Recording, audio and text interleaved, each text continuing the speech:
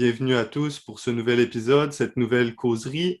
Aujourd'hui, on a une causerie un peu spéciale avec un invité non moins spécial pour parler de la Pâque, cette grande fête de la tradition judéo-chrétienne. En fait, la Pâque sans S en français pour ce qui est des Juifs et avec un S pour les chrétiens.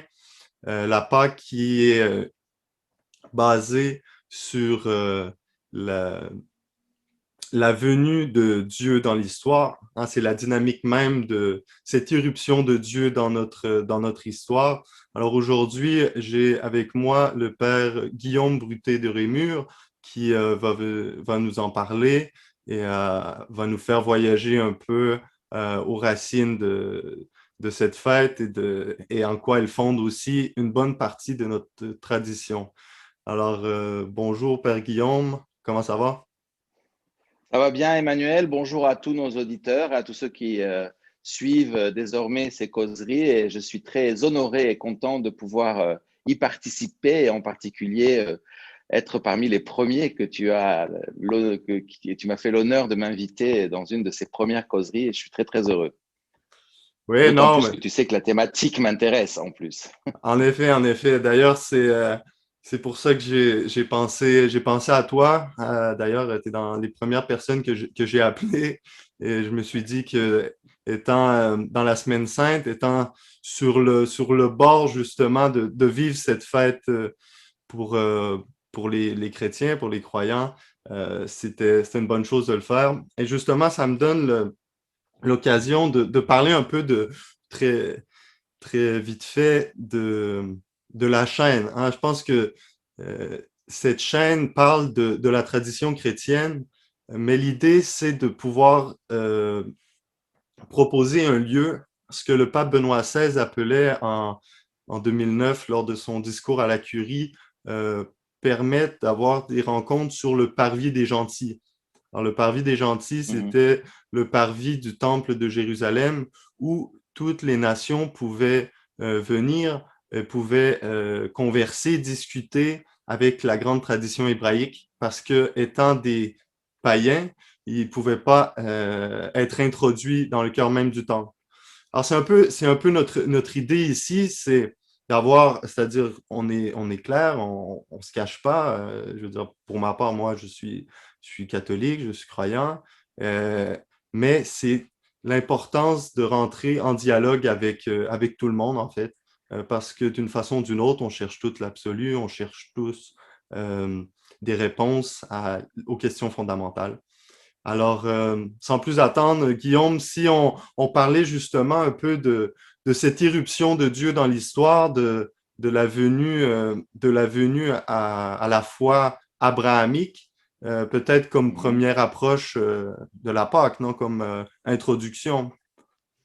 Si tu veux, je veux me présenter juste un tout petit peu pour que les personnes qui nous écoutent Oui, comprennent bien un sûr, en peu fait, qui je oui, oui. suis et d'où je vous parle, parce que comme ils peuvent voir, nous sommes en connexion éloignée en Zoom. Et donc, moi, je suis au Liban actuellement. Je suis un prêtre français du diocèse de Rome. Et depuis maintenant plus de 20 ans, je suis au Liban comme le recteur du séminaire interrituel missionnaire Rédemptorisme Inter du Liban, qui forme des prêtres qui ont pour mission d'aller travailler et servir les chrétiens des diocèses orientaux les plus en difficulté dans la région, qui d'ailleurs, ces diocèses-là augmentent de plus en plus avec la situation que tu sais bien et que tout le monde sait, difficile des chrétiens d'Orient, qui a été mis un peu en relief aussi par la venue du pape en Irak. Et donc moi, je suis docteur en théologie, j'ai fait mes études à la Grégorienne, j'ai fait mon doctorat sur le père Louis Bouillet, qui est un passionné justement de la Pâque, qui a été un des tout premiers à parler du mystère pascal, en tout cas son livre à l'époque, Le mystère pascal, qui est une magnifique méditation justement sur le triduum et sa liturgie, a marqué un tournant dans la théologie moderne. Il raconte en rigolant dans ses mémoires qu'un vieux prêtre du lycée où il enseignait lui avait dit: « Ah, j'ai su que vous avez fait un livre sur Pascal. Et, quelle idée de faire un énième livre sur Pascal, pour vous dire combien à l'époque, les gens, quand ils entendaient le mot mystère pascal, ne pensaient pas du tout à la Pâque et à la célébration que nous vivons ces jours-ci, mais aux grands philosophes français. C'est C'est assez excellent, ça. significatif. Oui, oui, en effet. Et donc voilà, donc j'ai fait mon doctorat sur lui. Et puis c'est vrai qu'ici, on goûte avec plus on est proche de ses racines et on voit dans les traditions, dans la façon qu'ont les gens d'approcher ces fêtes, toute une série de restes de ce qu'étaient les traditions antiques autour de la Pâque. Et je trouve que c'est très intéressant le fait de la chaîne qui veut parler des traditions, parce qu'on vit aussi dans une culture où on pense que le progrès de la connaissance passe à travers la contestation continuelle des thèses de nos pères. Et, et, et je pense qu'aujourd'hui, on est en train de redécouvrir justement que l'hériter de quelque chose, l'incarner dans notre vie, l'actualiser et le reproposer à la génération suivante avec le fruit de toute l'expérience que nous faisons de cet héritage, c'est quelque chose de très enrichissant. Et ça, c'est la tradition. Hein. On reçoit et on transmet.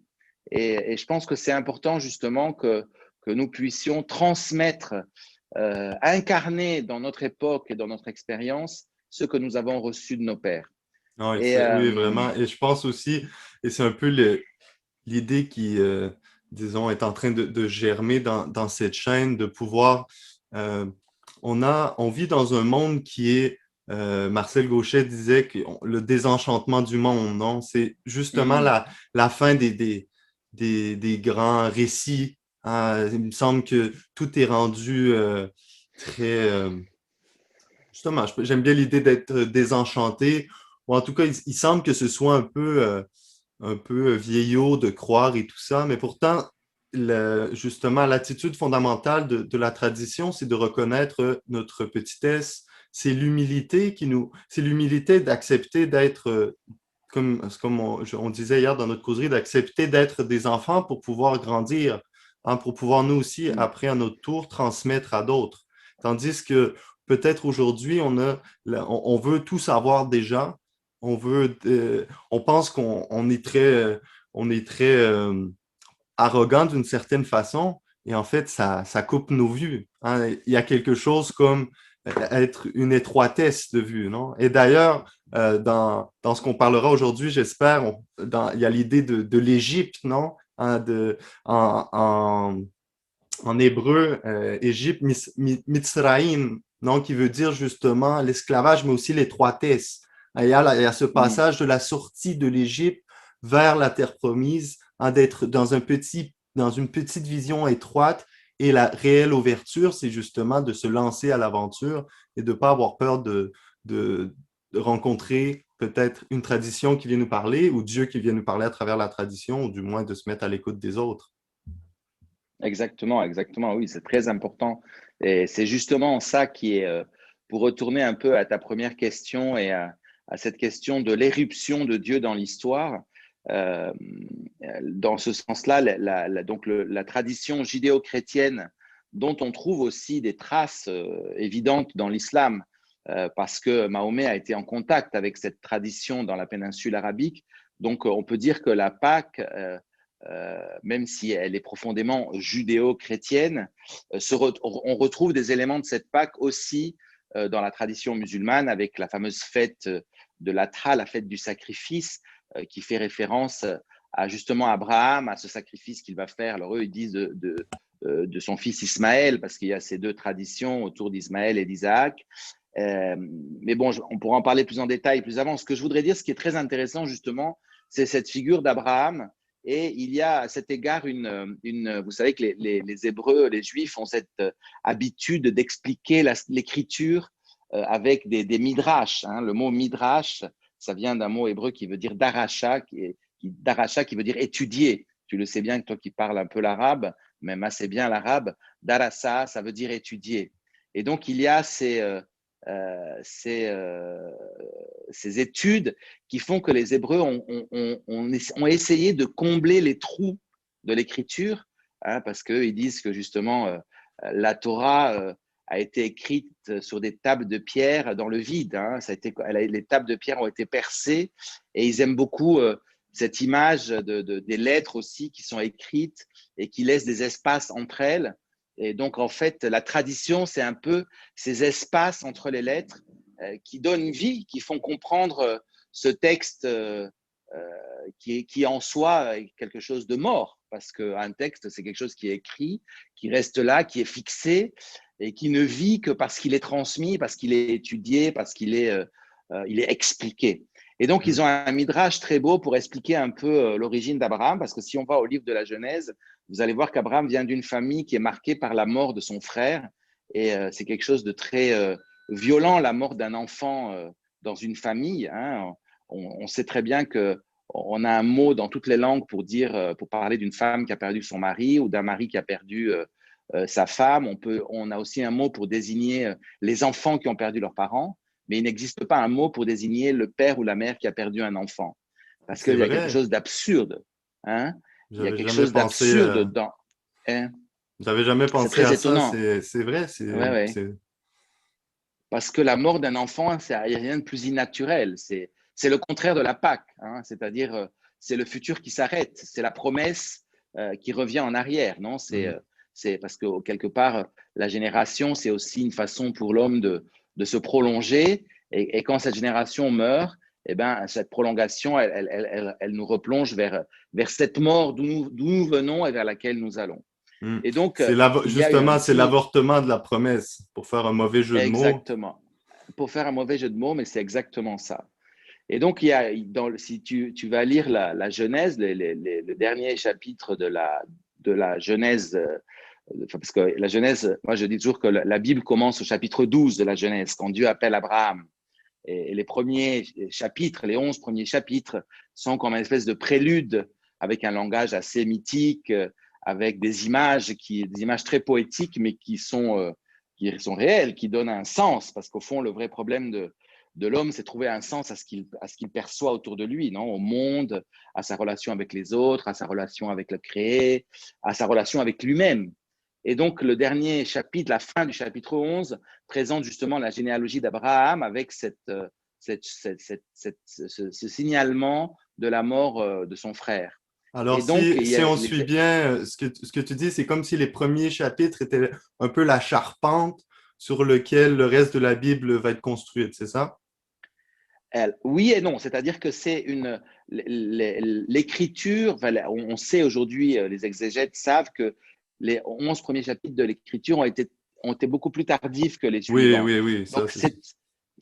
c'est une charpente, mais a posteriori, Oui, c'est-à-dire que exactement. Oui, oui, oui. On est... l'expérience, hein, l'expérience du peuple juif, de cette rencontre sidérante avec la parole divine qui rentre dans leur histoire, va les porter à être capables de dire au monde, de transmettre au monde leur interprétation, leur vision du cosmos et donc de la relation qu'a l'homme avec Dieu, avec le cosmos, avec lui-même, avec les autres. Et en Mais fait, les images mythiques des premiers chapitres de la Genèse sont justement cette tradition que donne le peuple d'Israël. Dit Hmm. voilà, après toute notre expérience, voilà ce que nous pouvons dire du monde, voilà ce que nous pouvons dire de l'homme, voilà ce que nous pouvons dire de Dieu et de C'est- son rapport avec l'homme. Hmm. L'histoire se vit, en fait, la tradition se vit, et après, elle prend conscience d'elle-même. Et là, comme on sait, ces premiers chapitres sont comme une ouverture pour, c'est plus une question justement, pour notre logique intellectuelle que temporelle, dans le fond. Exactement. C'est pour ça que l'expérience juive est une expérience de salut. Hein. On rencontre d'abord un Dieu qui sauve, et à partir de ce Dieu qui sauve, on va comprendre que ce Dieu est aussi le créateur. Hein. Et ça, c'est très intéressant justement parce que la Pâque est justement la célébration, la mémoire de ce salut. C'est pour ça que c'est fondant. Hein. C'est vrai qu'aujourd'hui, par exemple, il y a beaucoup de gens qui disent, qui donnent beaucoup d'importance à l'émotion qu'on peut avoir en regardant un coucher de soleil, en découvrant la beauté de la nature et tout ça. Et il y a beaucoup de personnes qui font une expérience religieuse, hein, enfin, en tout cas, la perception d'une transcendance dans la contemplation du créé. Et c'est indéniable. Mais pour l'expérience hébraïque, c'est à l'envers. Hein. Et d'ailleurs, c'est pour ça que c'est très intéressant parce que Pour revenir L'initiative, au… l'initiative, d'une certaine façon, justement, on parlait de faire irruption dans l'histoire, justement d'interrompre le cours un peu normal des choses. Hein, c'est là qu'on parle d'avènement même. C'est-à-dire que ce que tu disais sur, oui, cette expérience du divin, c'est une expérience qui est commune. D'ailleurs, c'est un peu ce dont on parlait aussi hier. C'est une expérience qui est commune à tous les hommes. Mais il semble quelque chose qui est une bonne nouvelle, c'est que ça puisse prendre une forme plus concrète et justement nous donner une cohésion dans notre histoire personnelle aussi, pour pas qu'on soit juste en train de vaguer ça et là d'une manifestation divine à une autre sans qu'il y ait de véritable lien entre les deux et qu'on est un peu largué dans ce cas-là. Exactement, exactement. Et pour revenir justement au Midrash que je voulais raconter, les Juifs racontent que le père d'Abraham avait peur qu'Abraham meure et il était menacé par des ennemis, et donc il l'a caché dans une grotte pendant des années. Et, euh, et Abraham, un jour, quand il est adulte, non, finalement sort de cette grotte, il ne connaît pas le monde, et en sortant, il reste sidéré par la lumière du soleil et il comprend que ce soleil est peut-être en tout cas, est le maître de la journée, non?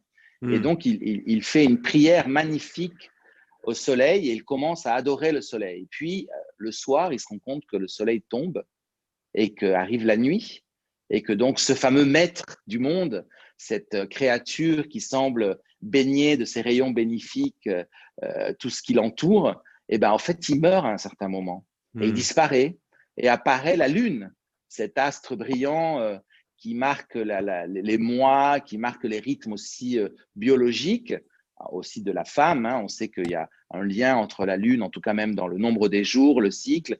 Et donc, il va dire, mais non, c'est pas le soleil, le maître du monde, c'est la lune. Et donc, il va commencer à adorer la lune. Et puis, la lune va disparaître. Et à ce moment-là, il va comprendre que toutes ces choses merveilleuses qu'il voit dans le monde et qui lui semblent des puissances bénéfiques qui l'aident à vivre, qui lui donnent aussi un sens, qui lui donnent un rythme, qui lui donnent une histoire, qui lui donnent un cycle, une Hmm. alternance. Hein? Il y Un eut un jour, ordre. il y eut un Hmm. matin, un ordre. Et bien, en fait, c'est pas Dieu. Il doit y avoir quelque chose de plus, quelque chose qui est au-dessus de la Lune et du Soleil, quelque chose qui est au-delà, hein, cette transcendance qu'Abraham perçoit et toute sa vie va partir à la recherche. Et c'est pour ça qu'Abraham va être un polythéiste en crise. Hein. Hmm. Et cette crise va s'incarner d'autant plus que ce que tout être humain, ce dont on parlait justement, désire, et en plus sa famille est marquée par la mort, il va épouser une femme stérile et ils vont être incapables d'avoir des enfants. Et donc, cette recherche de cette transcendance et de cette définitivité, c'est-à-dire passer de ce cycle mort, vie, mort, vie, mort, vie, mort, vie, mort, vie, mort, qui est un cercle vicieux qui, au fond, oui, s'installe pendant un certain temps, mais au bout d'un moment est voué à l'échec, hein, parce que c'est l'expérience de l'homme qui est voué à l'échec. Abraham n'accepte pas ça, enfin, veut une réponse à ça, veut une Hmm. réponse à ça. Et donc, il va migrer.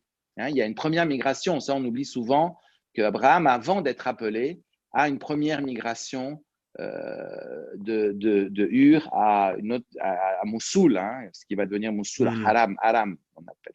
Dans le Et fond, donc, cette première migration, on peut dire, seulement pour un peu remettre ça dans le contexte pour nos auditeurs, on peut dire que Dieu, d'une certaine façon, c'est comme si il avait vu le cœur d'Abraham, il avait vu ce désir qui était peut-être arrivé à maturité dans l'histoire, hein, parce qu'on sait que ça aurait pu être Abraham, mais ça aurait pu être son frère, ça aurait pu être son fils, ça aurait pu être sa tante, hein, mais c'est arrivé là. Hein, c'était un moment, exactement.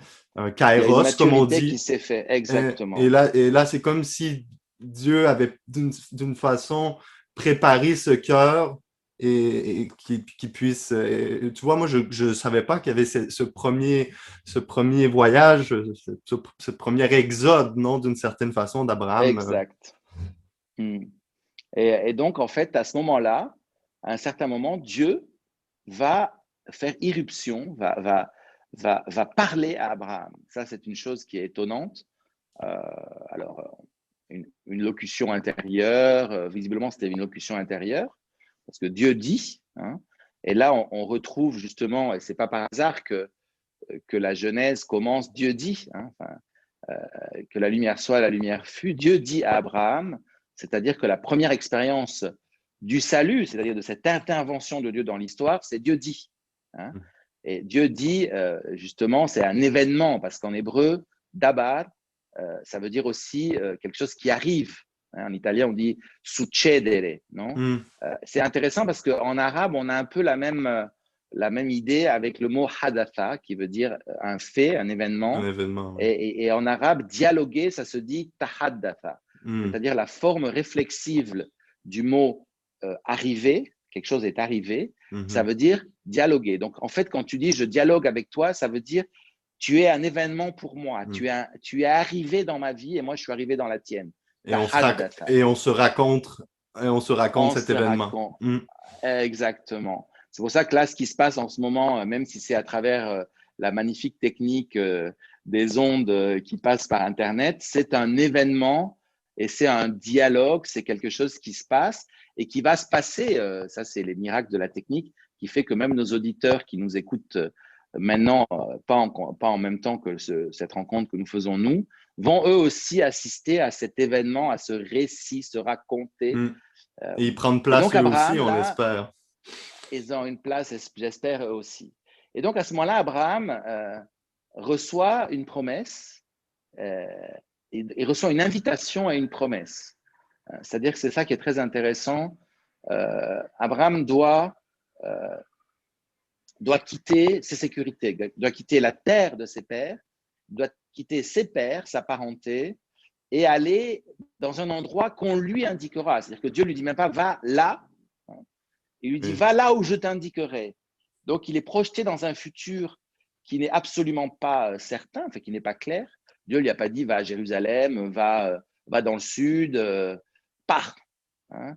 Donc cette expérience qu'avait fait déjà Abraham d'un exode personnel, de l'idolâtrie, en fait, de cet enfermement dans ce cycle mort-vie et cette tentative de trouver un sens à ce cycle, Dieu va se l'approprier et va lui dire, OK, tu es sorti, tu as déjà commencé un exode en toi, maintenant, moi, je te fais faire un exode, moi, je te fais sortir. Et ça demande, ça demande pour Abraham le fait d'une certaine, ce qu'on appelle une mortification, hein, Oui. c'est-à-dire une mortificare, mettre à mort. Hein.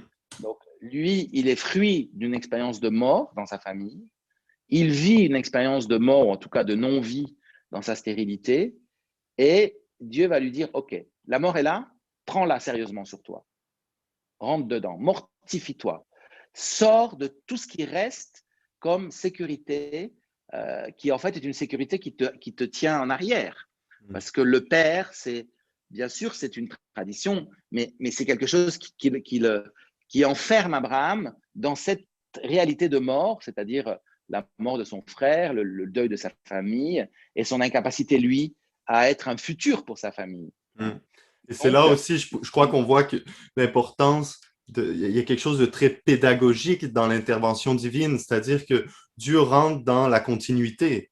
Hein, et ce qui est intéressant, c'est que contrairement à ce qu'on peut penser aujourd'hui, comme si, comme réactionnaire, non? La tradition nous garde en arrière, mais pourtant la tradition, elle vient du latin, hein, transmettre, hein, c'est-à-dire de prendre, oui, ce qu'on a reçu, mais de le transmettre. Alors, il y a nécessairement se mettre en mouvement, et je pense que c'est exactement ça que Dieu a voulu faire avec Abraham et lui ouvrir justement, on dirait aujourd'hui, le chemin des possibles, non? Le lancer dans l'aventure.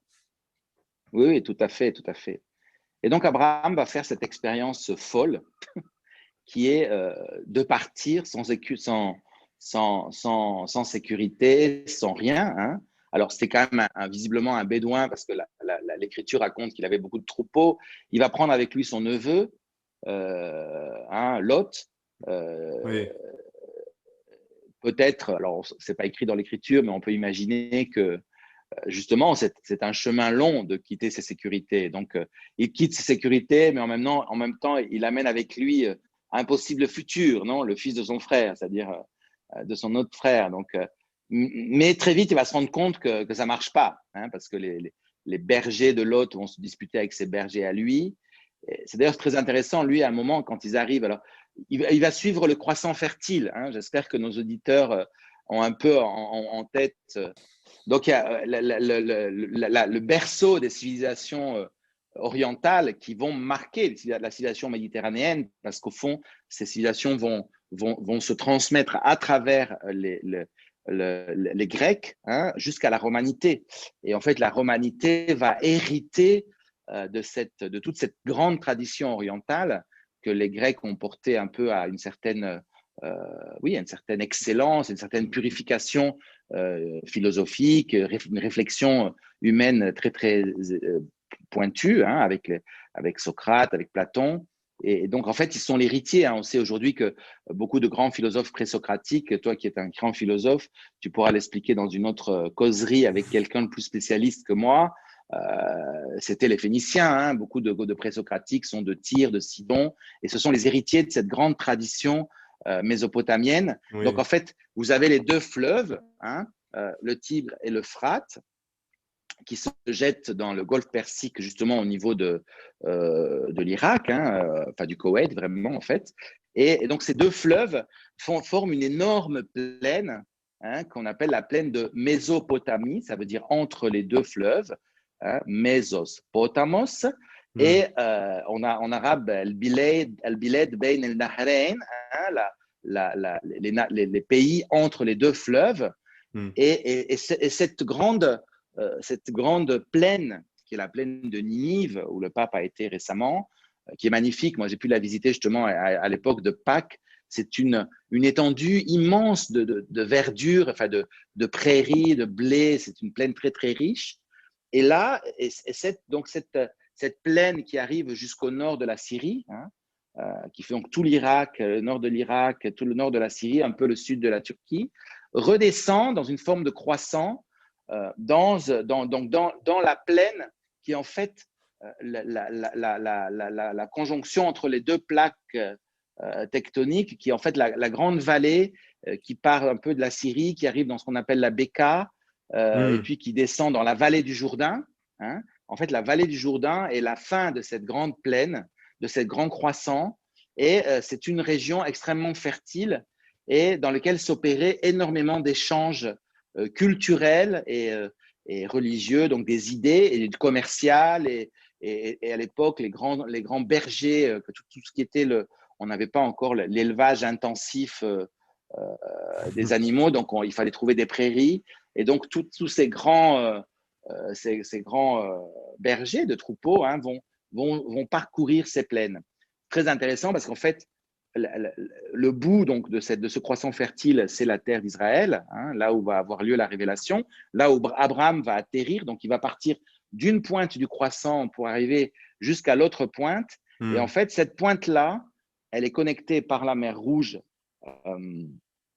alors le bras de la mer Rouge occidentale, hein, qui est la fin de cette grande plaine, avec justement cette Égypte dont tu parlais, hein, ce Mitzraïm, cette étroitesse, qui est cette vallée du Nil, elle aussi une vallée extrêmement fertile, hein, qui a toute une configuration culturelle. Et donc, le pivot entre le croissant fertile et la vallée du Nil, c'est ce point-là, c'est cet endroit où Abraham va s'installer sous ordre de Dieu. Donc, ce n'est pas un choix humain, hein, c'est comme si Dieu a semé Abraham dans cet endroit-là. Hein. Il y a une semence de vie qui va germer à Jérusalem, hein, après de nombreuses années, parce que Jérusalem sera créée par David. On pense toujours que Jérusalem existait, mais non, Jérusalem est très tardive, hein, dans l'histoire d'Israël. C'est David qui va créer la ville.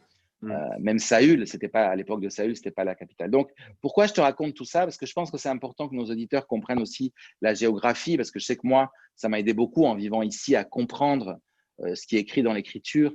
Et donc, Abraham, il va faire ce voyage dans ce croissant fertile avec une certaine sécurité, et jusqu'au moment où il va devoir se séparer de Lot. Et justement, Lot va choisir la plaine fertile qui était la vallée du Jourdain. Bon, après, il va y avoir un cataclysme avec la chute de Sodome et Gomorrhe, qui visiblement était un énorme tremblement de terre et un affaissement de cette plaine. Et aujourd'hui, c'est le point le plus bas du globe terrestre, à moins 400 mètres en dessous du niveau de la mer, la mer morte. Donc, c'était une mer, quand elle est décrite dans l'Écriture, elle est verte. Et Abraham va accepter d'hériter des montagnes pelées de la Judée. Donc, il va s'installer dans un endroit qui n'est pas du tout, oui, qui est fertile dans le sens quand il y a de la pluie, il y a de l'herbe, mais il va accepter de prendre la partie la moins jolie. Il va donner à son, parce qu'il sait que la vie ne dépend pas de l'abondance des biens. Il sait que l'important, c'est faire la volonté de Dieu et il compte sur la promesse.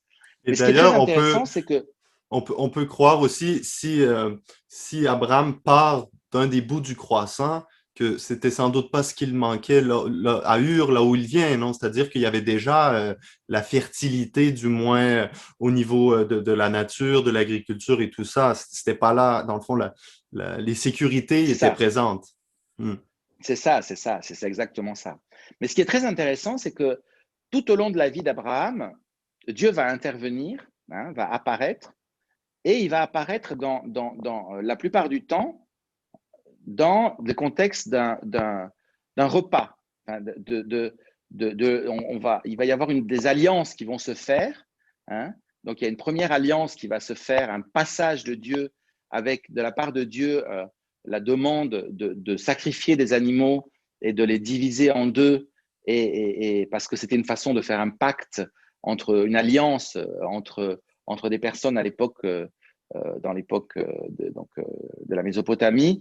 On divisait des animaux, on passait au milieu et on disait celui qui faillit à la promesse et au contrat, Qui trahit. que lui Hmm. advienne, voilà, que lui advienne ce qui est advenu à ces animaux. Et après, on les mangeait. Il y avait un curé de ma paroisse à Rome qui disait le barbecue gigante d'Abraham. Il parlait du barbecue géant d'Abraham parce que Dieu va faire une alliance et il va passer avec comme une colonne de feu, comme une braise brûlante, et il va brûler la moitié des animaux. Donc il va dire à Abraham, moi, je prends cette alliance en main. Hmm. Tu ne peux plus passer au milieu parce qu'il en reste qu'une moitié qui est la tienne. Mais voilà, c'est moi qui m'engage. C'est très intéressant parce que ça va être un premier passage. Dieu va passer au milieu des animaux. Hmm. Donc il y a déjà dans le fait de sceller cette alliance l'idée d'un passage de Dieu. L'homme cherche à mettre Dieu dans des temples, à trouver un lieu qui soit une épiphanie. 2001, l'Odyssée de l'espace présente ces singes qui sont fascinés par cette espèce de monolithe. Oui. Le Moyen-Orient est plein de monolithes.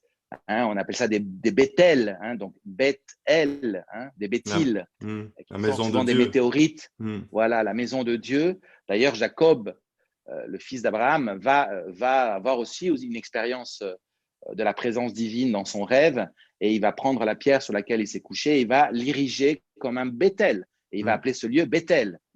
Donc, toutes les religions mésopotamiennes sont pleines de ces Béthiles, souvent c'était des météorites, des pierres un peu spéciales qui étaient fascinantes et que les hommes interprétaient comme étant justement le signe de cette présence, de la transcendance, de cette puissance que l'homme perçoit dans les éléments qui sont autour de lui et auxquels il n'a pas accès. Mais qu'est-ce qui fait l'homme?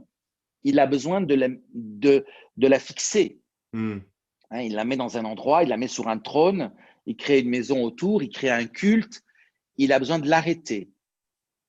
Pour Abraham, ça ne va pas être comme ça. Dieu va passer. Dieu ne va jamais s'arrêter. Dieu passe dans la vie d'Abraham. Abraham ne va jamais avoir un lieu où il va rendre un culte. Il va rendre un culte à chaque fois que Dieu passe, dans lequel il va sacrifier des animaux, en manger. Et Bouillet explique très bien dans son livre le rite et l'homme, que j'invite nos auditeurs et nos spectateurs à lire s'ils ont l'occasion. Il parle justement de l'origine du sacrifice et il dit, on pense toujours que le sacrifice, c'est l'excision d'une victime, mais à l'origine, les sacrifices, ce sont des repas sacrés.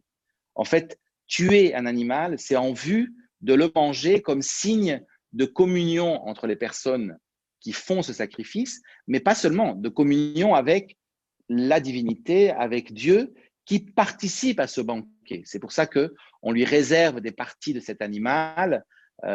On espère que la fumée, il n'y a rien de mieux que la bonne odeur d'un barbecue, d'un assado.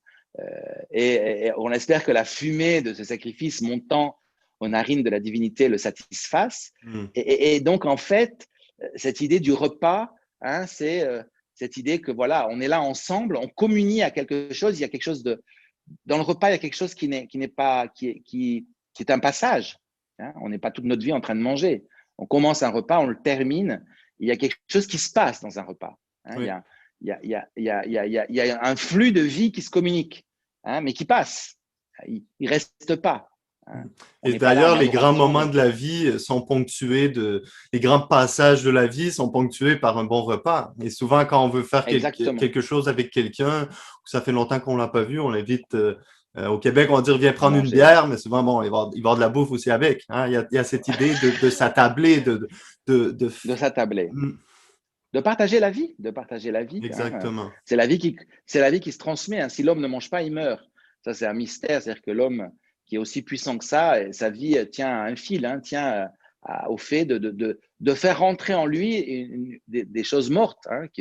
Parce que pour manger, justement, on doit tuer. On ne peut pas manger des choses vivantes. Alors si, on mange des huîtres, mais les pauvres, ils vivent pas très longtemps. Ils vivent pas très longtemps.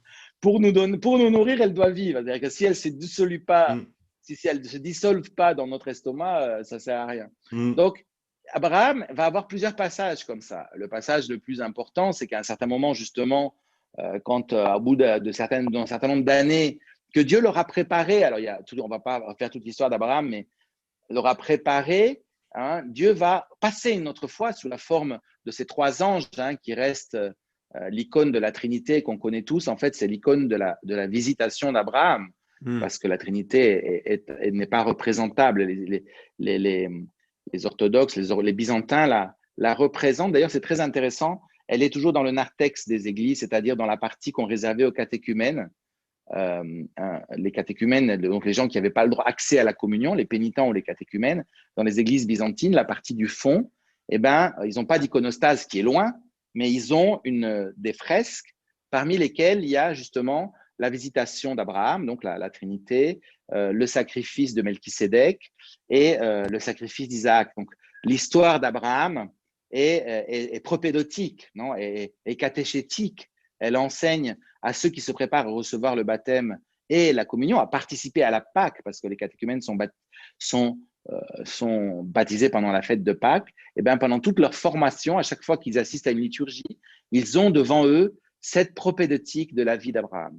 Et donc, Abraham va recevoir, et ça c'est très intéressant parce que une première fois, Dieu le visite en passant à travers les animaux. C'est Dieu qui va lui dire fais ça. Oui. Et à un autre moment, Dieu passe. Et Abraham, déjà, à force d'avoir fait toutes ces expériences, reconnaît Dieu qui passe. Et là, il lui dit, ne passe pas sans t'arrêter. Ne passe pas sans t'arrêter. C'est-à-dire, à un moment, l'homme, à force de faire l'expérience de ce passage de Dieu, acquiert le discernement et il comprend quand Dieu passe. Il devient familier avec Dieu. Abraham, d'ailleurs, l'ami de Dieu, non? Abraham est le Khalil, oui, l'ami proche. D'ailleurs, cet épisode de la visite des trois anges est lié au fameux épisode où Abraham va faire le Phénicien avec Dieu. Il va lui dire s'il y a un juste, est-ce que tu vas. Enfin, s'il y a 10 justes, il va faire l'arabe, comme on dit chez nous.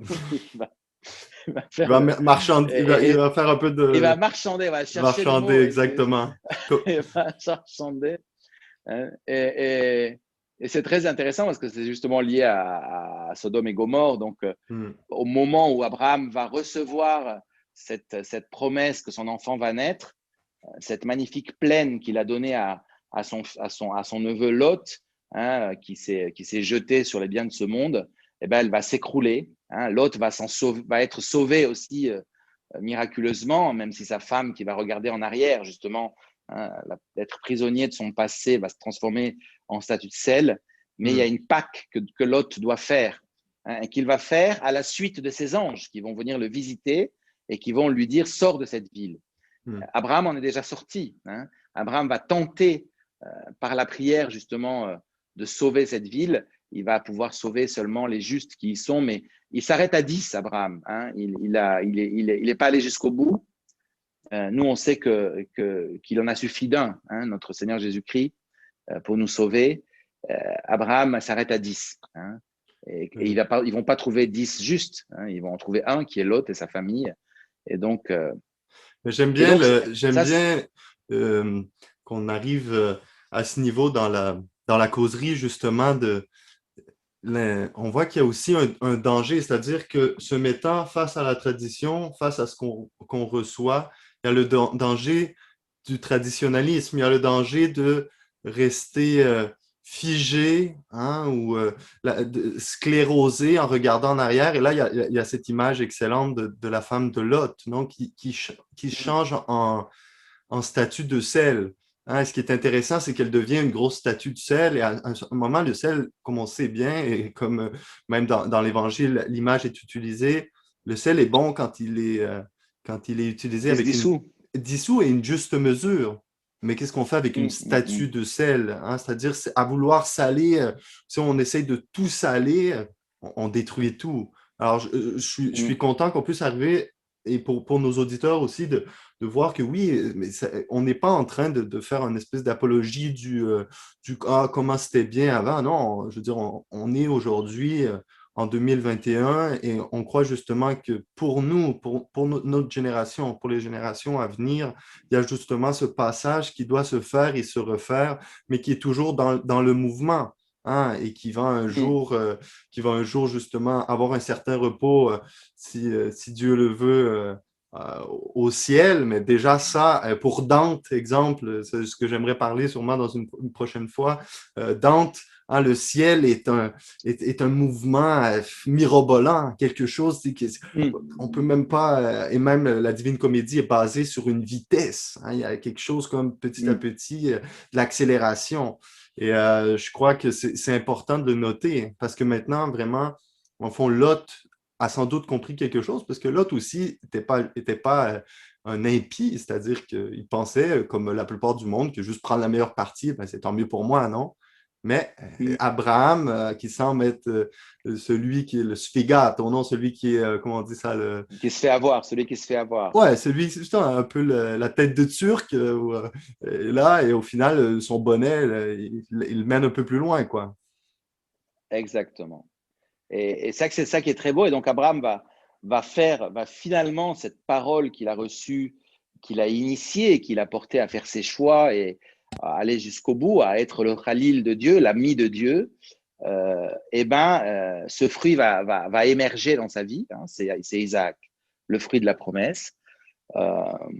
Et Abraham va établir une relation évidemment privilégiée avec son fils, hein, qui est un peu le mémorial que la parole de Dieu est solide et véritable et que ce passage laisse une trace. Parce que si Dieu passe, mais ça ne laisse pas de trace, ça n'a pas tellement d'intérêt. C'est-à-dire que c'est ça qui est intéressant. Nous, on veut tous être… On tend vers la définitivité. L'homme est de passage. Et ça, qu'on le perçoive consciemment ou inconsciemment, on le sait. Hein. Et tous nos actes tendent vers une définitivité. C'est-à-dire que quand tu choisis quelque chose, tu dis au reste de ton existence, je ne vous veux pas. Hein. Y a quelque chose, notre liberté n'est pas quelque chose qui est instable. Notre liberté tend à nous stabiliser, hein, à nous définir. C'est intéressant ce mot définir. Ça nous définit nous, c'est-à-dire ça. Mais définir, ça veut dire finir aussi. Ça veut dire nous établir dans quelque chose. Hein. Ça, c'est très intéressant. Mais ça passe justement à travers un chemin, une histoire. L'homme ne peut pas se définir que dans une transitivité, dans quelque chose qui passe, mais qui l'amène vers quelque chose de définitif. Ça, c'est la réalité de notre existence. Et c'est pour ça qu'il y a deux possibilités. Soit notre histoire devient une espèce de cercle vicieux, hein, un éternel recommencement. Clos Ce que sur dit aussi aujourd'hui la lui-même. psychanalyse sur lui-même. C'est ce que dit la psychanalyse. Hein. Aujourd'hui, on parle beaucoup des abus sexuels. Et on sait par exemple que la plupart des pédophiles, par exemple, reproduisent. Ils ont été abusés. C'est-à-dire que les structures de péché, enfin, la réalité de l'homme, la pauvreté de l'homme, hein, a tendance toujours à se perpétuer de façon cyclique. Et l'homme, en fait, essaye désespérément d'échapper à ça, mais il n'y arrive pas. Hein. C'est comme Il n'y Ulysse arrive pas. passer de Charybde en Scylla, non? D'une misère à une autre, et il me semble que Exactement. ce soit inexorable. Exactement. Et en fait, c'est ça qui est impressionnant, c'est que Dieu passe, mais ce passage de Dieu garde Abraham dans un cycle, parce qu'Abraham va mourir, enfin, il y a un cycle, mais ce cycle s'ouvre. C'est comme si le cercle devient une spirale, tu vois. Il y a comme un push qui se fait, comme ça. À chaque fois que Qui Dieu passe, décale. il laisse, exact. Il se dilate. Ça, c'est la tradition. C'est-à-dire, nous, on porte rien de nouveau, mais on porte tout de nouveau. Tu vois ce que je veux dire? C'est-à-dire, aujourd'hui, Dieu peut rentrer dans l'histoire. Et bien sûr qu'il va, il va inévitablement s'insérer dans le cycle, parce que nous sommes une histoire cyclique, mais il y a quelque chose de… Il n'y a rien qui recommence. Hein. On dit rien, il n'y a rien de nouveau sous le soleil, mais ça, c'est une tromperie. Ben, tout est neuf. Bien sûr que tout se répète, mais tout se répète différemment. D'autant plus si Dieu passe. Si Dieu passe, alors cette histoire acquiert, se charge d'une définitivité, de quelque chose qui a du sens. Hein. C'est pour ça que tout à l'heure, tu parlais de la maturité, non? Il y a une maturité qui se fait, c'est-à-dire qu'à un moment, Abraham émerge comme le fruit mûr d'une histoire qui a commencé et qui fait qu'à ce moment-là, Dieu peut se saisir d'Abraham parce qu'il sait que son passage dans la vie d'Abraham va porter un plus, tu vois? Oui, oui, bien sûr. C'est pour ça qu'on parle dans le Nouveau Testament, non, à la plénitude des temps. Hein? Quand Marie, la Vierge Marie, qui est la fille d'Abraham, justement, apparaît, elle, comme l'émergence, c'est-à-dire qu'elle est le fruit de cette action définitive et toujours plus définitive de la parole dans l'histoire qui va faire qu'à un certain moment, l'humanité va être capable de porter en elle la divinité. Hein. Il faut toute une histoire, ça. Et donc, du coup, pour retourner à Abraham, cette définitivité que Abraham va trouver en Isaac, parce que l'histoire a porté un fruit, il y a toujours un grand danger dans la définitivité, c'est l'idolâtrie. Oui. Et c'est ça, et Dieu doit sauver Abraham de l'idolâtrie même des fruits de la promesse, c'est-à-dire même de cette… c'est-à-dire que l'homme a toujours la tendance, parce qu'il a besoin de cette stabilité, parce que c'est fatigant d'être toujours en chemin, parce que quand on a goûté justement la grâce et qu'on a vu cette définitivité de Dieu présente dans notre histoire, on a toujours la tendance de vouloir arrêter l'histoire. Bouillet dit que Hegel avait raison. Le seul problème de Hegel, c'est qu'il a pensé que la maturité était arrivée parce qu'il a voulu s'en saisir. Et quand Hegel décrit Napoléon sur son cheval et qui instaure cet empire fruit des Lumières et tout ça, Hegel voit là-dedans cette espèce de perfection de cette histoire qui aboutit à quelque chose de finalement, de cette incarnation de l'esprit. Mais en fait, c'est une tromperie. Ça, c'est la grande tromperie des idéologies modernes. Oui. C'est que l'esprit peut s'incarner et s'établir. Non, l'esprit, nous devons accepter que l'esprit ne s'établira jamais dans l'histoire telle qu'elle est. Exactement. Puis peut-être le problème d'Hegel, justement là, c'est qu'il a voulu s'accaparer le passage de l'absolu, qui aime beaucoup l'esprit qui passe. Et en fait, il disait, on est enfin arrivé à la philosophie. Et Louis XIV disait, l'État, c'est moi. Et lui disait, la philosophie, c'est moi. Et c'est fini, non? On voit quand il y a toujours un peu ce problème-là. Et moi, c'est mon désir personnel, mais aussi c'est le désir pour nous, pour nos auditeurs, pour notre chaîne, pour notre monde, de vraiment avoir l'humilité d'accepter, d'être ces nains portés par des géants, mais qui font toujours un pas un peu plus loin et petit à petit, on n'arrêtera pas le monde. Hein. Et même si on parle de grand exact. reset ou de tout ce que vous voulez, au final, ça va continuer d'une façon ou d'une autre. Nous, on est appelés à rentrer dans le combat de Absolument. la vie, dans le combat de la vérité, le combat de l'histoire, mais de le faire Exact. avec espérance. Exact. Et c'est ça qui est impressionnant, c'est-à-dire que la foi chrétienne dit qu'il va y avoir un jour une définitivité. Hein. Cette fameuse parousie, ce moment dans lequel Dieu va dire, voilà, le cosmos peut accoucher d'une terre nouvelle et d'un ciel nouveau. Hmm. Et ce jour-là, il y aura quelque chose qui est déjà présent dans la résurrection du Christ, c'est-à-dire une participation. L'histoire va cesser. Hein. Il n'y aura plus ce cycle. Il y aura une participation de la création à cette définitivité de la divinité qui est la vie éternelle. Hein, la vie éternelle, ce n'est pas un temps qui ne s'arrête jamais. Ça serait horrible. Hmm. On ne va pas arriver au ciel parce que Ce déjà, sera on se même fait, une excusez-moi, on contradiction. s'embête. On s'embête pendant 80 ans. Vous imaginez combien on va s'embêter dans la vie éternelle. Non, non, je voulais dire un gros mot, mais il ne faut pas parce que tu me connais, tu sais combien j'ai les gros mots faciles quelquefois. Mais je vais essayer de rester dans les clous pour nos Pas de auditeurs. problème. Mais, mais, euh, mais c'est ça, c'est-à-dire que en fait, la vie éternelle, c'est cet instant, c'est cette définitivité totale qui fait qu'on sort de l'histoire. Hmm. Et donc, on est, point. On ne devient plus. Hein.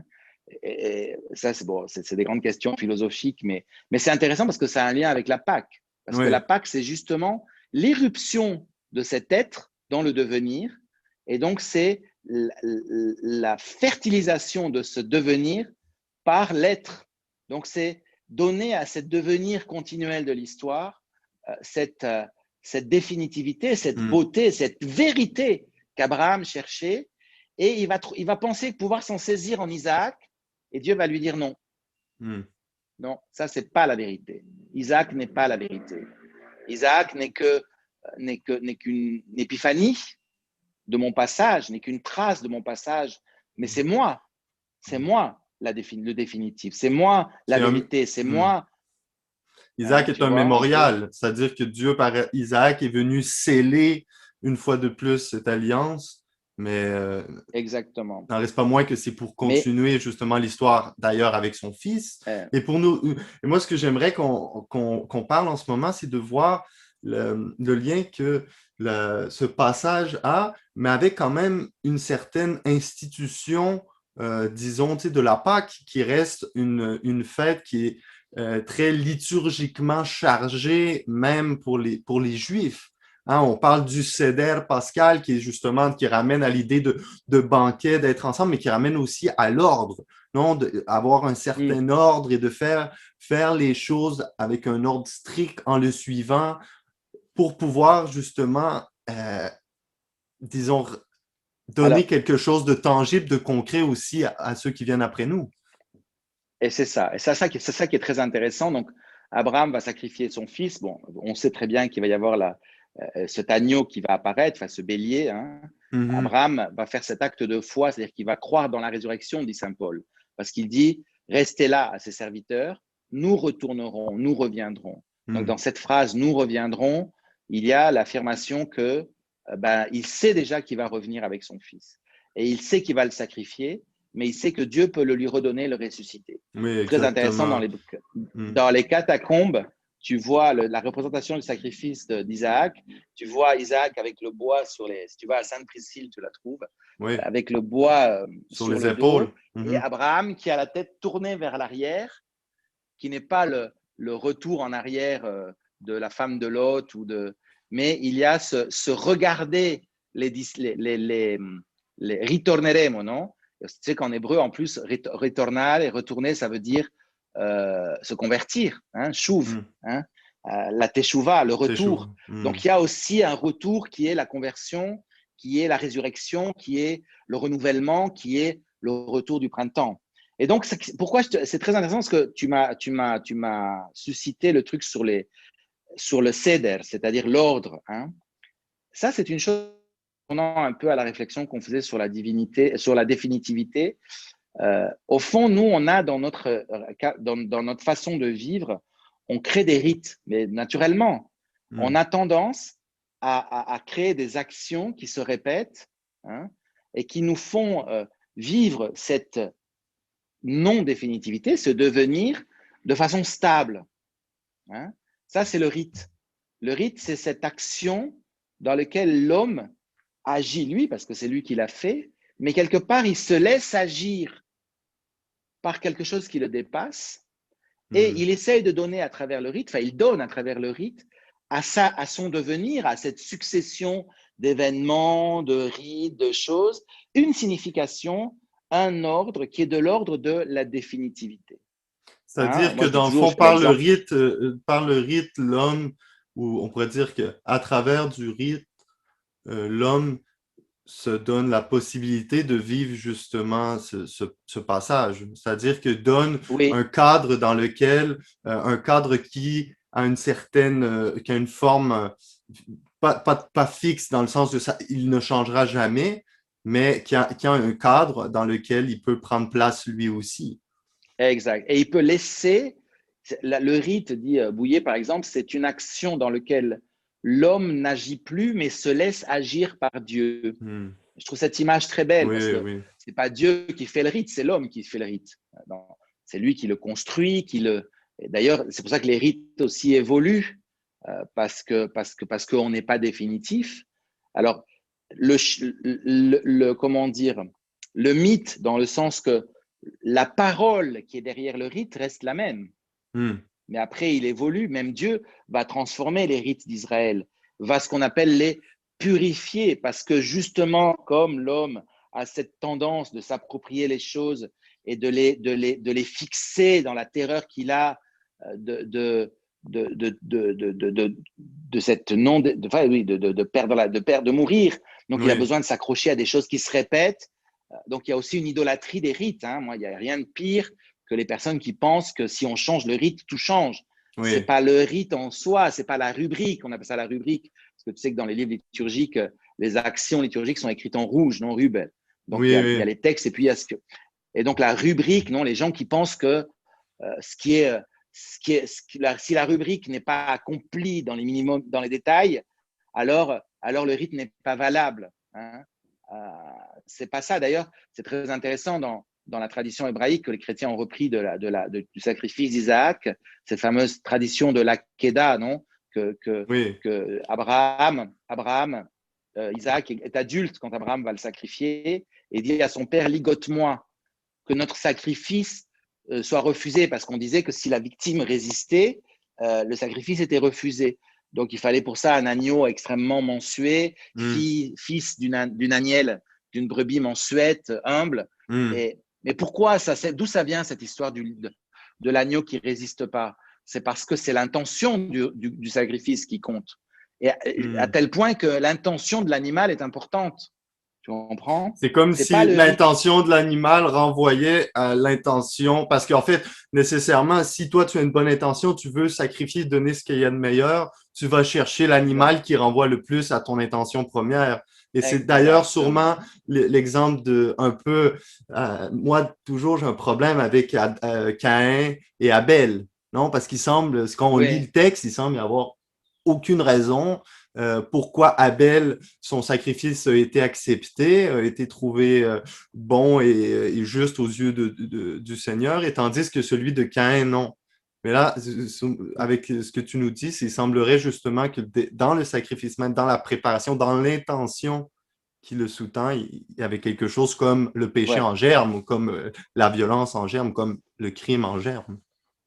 Mais il y a un aspect d'ailleurs qui est signalé dans l'Écriture, c'est que Abel sacrifie les prémices, Ah, c'est c'est-à-dire les ça. premiers-nés, Hmm. alors que Caïn, des fruits de la terre.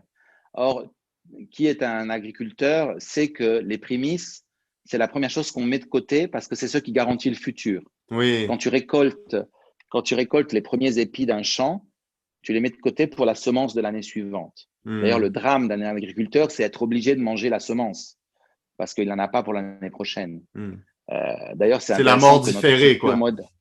Exactement. Tu sais qu'un des grands drames de l'agriculture moderne, alors je ne veux pas faire de la politique anti-agriculture industrielle, mais c'est que les semences sont stériles désormais. Ce sont des Oui, grosses oui. compagnies qui vendent aux agriculteurs des semences pour les obliger tous les ans à acheter les semences, à faire des contrats avec eux, parce que les agriculteurs aujourd'hui, qui travaillent avec ces grandes compagnies agricoles, n'ont pas de semences réelles. Ils ont des semences stériles qui sont sélectionnées génétiquement pour être parfaites pour le but pour lequel elles sont cultivées. Mais c'est terrible, hein. On est arrivé dans une culture où… Parce qu'en fait, le plus beau fruit n'est pas le meilleur fruit. En fait, il n'est même plus un fruit. Exactement. Et donc, si tu veux, voilà, et pareil, quand tes brebis mettent à bas des petits agneaux, tu ne vas pas les tuer, ces agneaux-là, parce que c'est la garantie de ton troupeau l'année prochaine. Donc, tu ne vas manger et les agneaux qui vont venir après, parce que tu vas laisser grandir les premiers pour être sûr d'avoir des agneaux pour l'année prochaine. Et l'acte que fait Abel, et c'est son intention justement, c'est il dit aujourd'hui est définitif. Demain n'existe pas, ce qui est demain est en Dieu, donc je te donne les prémices. Et cette intention apparaît très clairement. Et donc, c'est pour ça que c'est très intéressant parce que, tu vois, déjà, on a parlé des agneaux, on a parlé de cette action de Dieu qui purifie les sacrifices, qui porte l'homme. Et en fait, c'est très intéressant parce que la descendance d'Abraham va faire comme un espèce de chemin en arrière, c'est-à-dire que d'Abraham va naître une nation puissante, magnifique. Mais cette nation puissante, à un certain moment, va s'installer. Elle va émigrer. Alors, sur l'indication de Dieu, hein, parce que c'est Joseph, le fils de Jacob, qui est un l'élu de Dieu, qui va porter son peuple parce qu'il dit, vous avez une mission en Égypte. Hein. C'est-à-dire que le peuple d'Israël a aussi une mission auprès des nations païennes. Et donc, ce fruit du croissant fertile, qui est donc la famille d'Abraham, ces personnes qui adorent l'unique vrai Dieu, Dieu va le prendre et va le transplanter en Égypte parce qu'ils ont quelque chose à dire à l'Égypte. Hein. Et donc, c'est cette image de Joseph qui est celui qui va porter la justice, hein, la justice même économique, et va sauver l'Égypte de la famine à travers la justice sociale. Hein. C'est très intéressant, c'est-à-dire que nous sommes appelés, nous les chrétiens, à enseigner aux nations, hein, pas à rester notre petite famille dans notre petit coin de la pointe de Jérusalem, là, à l'époque c'était, comment ça s'appelle, Hébron, hein, c'était la famille d'Abraham, ils étaient autour de Hébron. On ne reste pas là-bas, mais Dieu nous prend et nous met au milieu d'une grande nation païenne, hein, qui est une nation incroyable parce qu'ils ont un fleuve hyper régulier, ils ont une cosmologie, les Égyptiens, c'est fascinant, hein, la régularité. Donc, et justement, c'est un peuple dans lequel il faut garder totalement immuable toute chose. Parce que le Nil est un fleuve immuable qui fait des crues, des décrues. Et donc, toute la civilisation égyptienne est construite sur l'immuabilité des choses. Et le pharaon, qui est la pointe de cette pyramide du cosmos égyptien, est en fait ce lien avec Dieu, hein, cette espèce de médiateur qui garantit l'immuabilité de la réalité. Donc, quand il meurt, c'est pour ça que les Égyptiens, ils avaient beaucoup de culte de la vie éternelle, ils croyaient beaucoup à cette chose de la mort et de la vie. Donc, le pharaon meurt, mais il va renaître dans son fils. Hein, et donc, tous les rites pharaoniques sont des rites justement de résurrection, hein, dans lequel cette immuabilité de la vie est une image de la définitivité. Mais le problème, c'est que quand, comme tu disais tout à l'heure, on veut réduire la définitivité de Dieu, la vérité, à cette immuabilité de la vie terrestre, on devient Mitzraïm, on devient étroit, on devient une dictature. On devient une dictature. Et d'ailleurs, c'est pour ça aussi que le pharaon est toujours représenté, hein, qui tient, hein, c'est la clé de la vie, hein, qui est la clé du Nil. Non, hein, qui est justement en haut, on a comment il appelle le détroit du delta.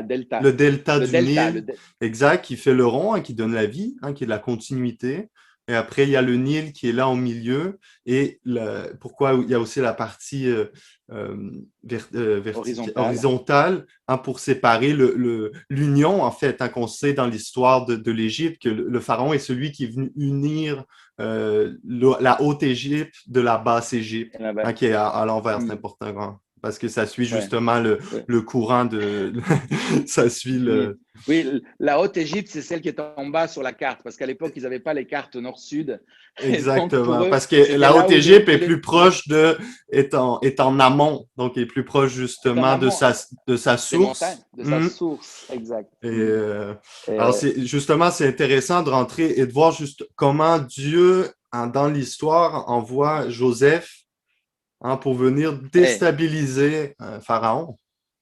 Pharaon, parce que Pharaon va faire un songe. Hein. Alors, c'est très intéressant parce que Joseph va devoir être préparé à cette mission. Et cette mission passe par le refus total et l'injustice. Pas seulement le refus, mais l'injustice. Joseph va subir deux injustices. Une injustice par sa famille, qui vont le prendre pour un fou et qui vont en être tellement jaloux qu'ils vont vouloir le tuer. Et grâce à Dieu, ils ne vont pas le tuer quand même, parce qu'un de ses frères va le sauver. Hein. Mm, Ça va dire vendons-le. Hein. Cette image d'être vendu, d'être livré, que Jésus-Christ va prendre sur lui. mm, Et il va subir une injustice auprès des païens. Hein. C'est-à-dire qu'il va servir un païen et il va être chaste. Très intéressant parce que ce païen, c'est un eunuque. J'imagine que tu sais ce que c'est qu'un eunuque, qui par définition est stérile. Hein. mm, Et Joseph, il a une semence qui est la semence de la vie, qui est la semence de la promesse, qui se transmet, hein, son sperme dans le sens théologique du terme, c'est la semence de cette promesse, et la femme de cet eunuque, qui est condamnée à la stérilité, parce que son mari est un eunuque du mm, Pharaon, va essayer de s'approprier la semence de Joseph. Mais Joseph dit, mais cette semence, elle n'est pas pour toi. Hein. Cette semence de vie, elle est de mon peuple, elle est de Dieu. Et ça, c'est la chasteté. Hein. mm. C'est très intéressant. Dans la Genèse, on parlait de l'ordre, non, du céder. Oui. Dieu crée toutes les espèces et leurs fruits et la semence dans leurs fruits. Donc chaque espèce a en soi sa semence, une espèce de prévision de l'ADN. Non, chaque espèce a son ADN. Et il Mm. y a un ADN, tous on a un ADN. L'ADN, Oui, c'est bien notre sûr. mission, c'est ce qui nous codifie. C'est cette chose qui est d'une certaine manière définitive, qui va ressusciter. Quand on parle de la résurrection de la chair, on ne parle pas d'une résurrection. Je pense profondément aujourd'hui que la science nous enseigne que à partir de l'ADN, on peut ressusciter quelqu'un. Alors, on peut le ressusciter, on peut pas, mais la résurrection de la chair n'est pas seulement la réactivation de nos cellules, Mm. parce qu'on sait très bien Ou que un quand on meurt, remodelage. un remodelage, mais ça va être justement à partir de ce code qui est notre existence, notre vie, et qui est la parole que Dieu a dit sur chacun d'entre nous, eh ben, on va rentrer dans cette vie éternelle. Mais ça sera nous, ça Mm. sera, ça sera ton ADN, ça sera toi, ça sera moi. Et en plus, on sait aujourd'hui que, par exemple, l'ADN réagit à l'histoire. C'est très intéressant, ça. Oui, en On sait que effet. quand tu mets deux jumeaux qui ont le même ADN, eh ben, ils deviennent des êtres différents parce que bien qu'ils aient le même code, eh ben, les événements de leur histoire, biologique, affective, psychologique, Bien sûr. va activer certains gènes différents parce que le livre de notre ADN est tellement large que pas tous les gènes fonctionnent. C'est Mm. pour ça que tu peux avoir des jumeaux sont physiquement très similaires, mais à un certain moment, c'est l'histoire qui va les définir chacun différent de l'autre. Euh, et donc Joseph, il va devoir faire cette kénose, il va devoir descendre jusqu'aux enfers. Hein. Et au milieu des enfers, il va donner une parole à deux personnes, il va interpréter leurs rêves. J'ai une amie qui dit toujours que Freud était fasciné par les rêves parce qu'il était juif. J'en sais rien, mais c'est vrai qu'il y a cette chose de la judaïté en milieu païen, non, la parole que Dieu demande aux juifs de donner aux Mm. païens, c'est l'interprétation des rêves, c'est-à-dire comprendre ce qu'il y a comprendre les désirs inconscients que nous avons et leur donner un sens, parce que les rêves expriment toujours nos peurs, mais aussi nos désirs. Et la parole de Dieu va être celle qui va donner une interprétation aux rêves. Personne n'arrive à interpréter les rêves, sinon celui que Dieu a choisi pour donner une parole. Hein. Et Mm. Joseph va avoir ce don d'interpréter les rêves, et ce don va le porter jusqu'à Pharaon, parce que Pharaon, justement, fait un rêve qu'il n'arrive pas à comprendre. Donc, au milieu de cette immuabilité, de cette dictature de l'immuabilité, du rite, de la perfection, qui devient un Mitzraïm, qui devient étroit, qui devient une angoisse, hein, apparaît un rêve, quelque chose qui dérange. Il y a quelque chose quelque chose va s'arrêter, quelque chose va se passer, quelque chose va se passer, et on ne sait pas c'est quoi. Et là, Joseph va apparaître et il va dire au pharaon, il va expliquer son rêve, il va dire voilà, il y a 7 années de richesse qui vont préparer 7 années de famine. Donc, on a la possibilité de se préparer. La préparation, c'est toujours très important. Hein. Et il dit une chose, il dit, tu l'as rêvé 2 fois, la sentence est définitive. C'est-à-dire que Dieu va rentrer dans l'histoire de cette Misraïm, va rentrer avec une définitivité qui est celle de faire passer l'Égypte à travers la mort. Et ce passage de l'Égypte à travers la mort va être très important parce que l'Égypte va attirer une quantité de peuples autour d'elle, dont la famille de Joseph qui va rejoindre l'Égypte parce que tous les peuples autour vont venir acheter du blé à l'Égypte. Et cette Égypte va devenir une nourricière pour les nations autour d'elle parce qu'elle a accueilli dans son sein la parole divine que Dieu lui a envoyée à travers Joseph. Le pharaon aurait pu ne pas accueillir Joseph, mais il l'a accueilli. Et le problème, c'est qu'à un certain moment, d'ailleurs, certains archéologues disent que ça correspondrait à l'époque où l'Égypte est devenue monothéiste avec le culte de Aton. Hein. On sait aujourd'hui qu'il y a eu à Héliopolis, il y a eu un culte solaire monothéiste avec une transformation radicale même de l'art égyptien, et que les prêtres de l'Égypte, qui étaient le garant de cette immuabilité, vont se rebeller et vont ramener le culte d'Amon. Hein, et Toutankhamon, qui était le fils de Akhenaton, donc va être celui qui va. Bon, je ne vais pas rentrer parce que je ne suis pas non plus un spécial. Peut-être qu'on pourrait en reparler une autre fois, mais ce que je voudrais revenir sur quelque chose que tu as dit que je crois qui est assez intéressant et qui ouvre aussi une nouvelle perspective avec la figure de Joseph, avec cette idée justement de la semence et de la femme de Potiphar, non? Cet eunuque Potiphar, hein, qui est lui pratiquement le bras droit de Pharaon, hein, puis qui est le grand ministre et tout ça. Et c'est d'ailleurs un peu en prenant sa place par la suite que Joseph va devenir un conseiller ils disent le plus grand après Pharaon. Donc, le Pharaon même va le mettre à droite sur son char. Non? Et ça, c'est très intéressant de voir justement qu'est-ce que c'était une Bugatti et une Ferrari de Pharaon. Il y a celle justement du tombeau de Toutankhamon au Caire. C'est assez impressionnant. Mais qu'est-ce que je voulais dire? C'était l'idée d'enfant Joseph. Joseph aurait pu être un homme du ressentiment, c'est-à-dire en vouloir à son histoire, en vouloir à ses frères, en vouloir à son père qui a voulu le protéger. Hein, un peu justement cette tradition qui veut garder trop pour soi. Aurait pu après se dire, mais regarde, moi, je tombe toujours de mal en pis, là. Dieu il m'amène en Égypte et là, galère. Moi j'essaie d'être droit. S'il l'avait vu comme un moralisme, j'essaie d'être droit, de faire les trucs bien. Juste.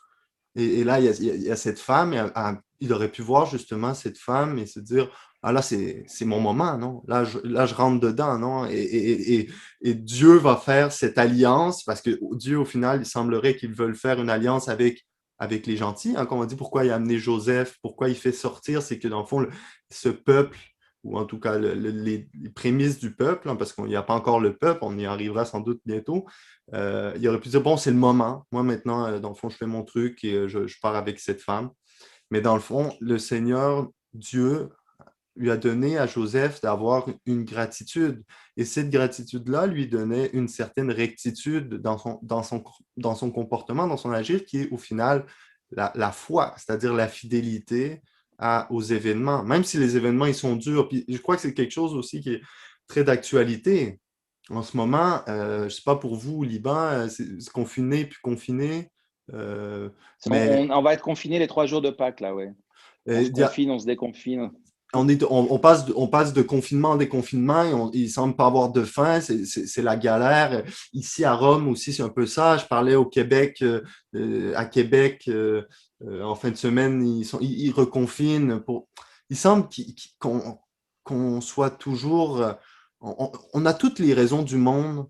Hein, en québécois, on dit de chialer, de se lamenter, de se plaindre.